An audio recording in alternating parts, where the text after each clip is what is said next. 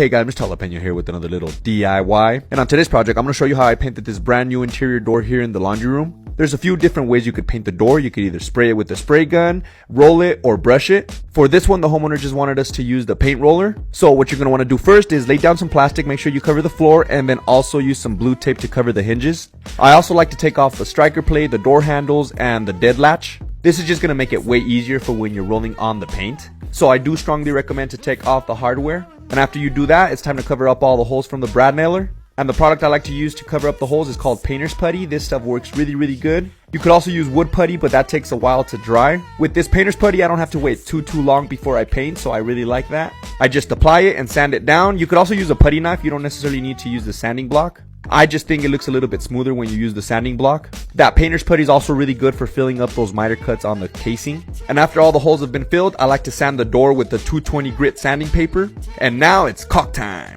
And as you see right here, I'm caulking that gap where the casing meets the wall. Luckily, the wall color and the trim color are the same. If the wall was a different color, then I would recommend to tape off the wall. That way you get those nice straight lines. But since it's the same color, it should be fine. I'm also going to caulk where the casing and the doorstop meet the door frame. And whenever you're caulking, just make sure to have a wet rag on you. That way you can remove the excess caulking and you don't make a mess everywhere. As you see right here, I'm just kind of removing that excess caulking, making sure everything's nice and smooth. Look at that. Now the door is prepped and ready for paint. Most of the time, the paint the homeowners have isn't in the greatest shape. Sometimes it has dirt, dried paint in it. But if you use a paint strainer like I did here, it's going to make it like brand new.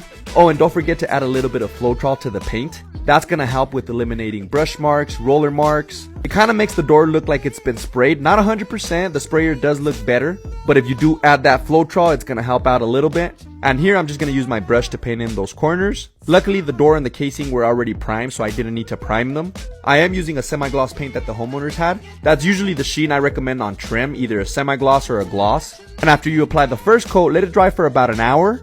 And then go ahead and apply the second coat and let that dry for about an hour.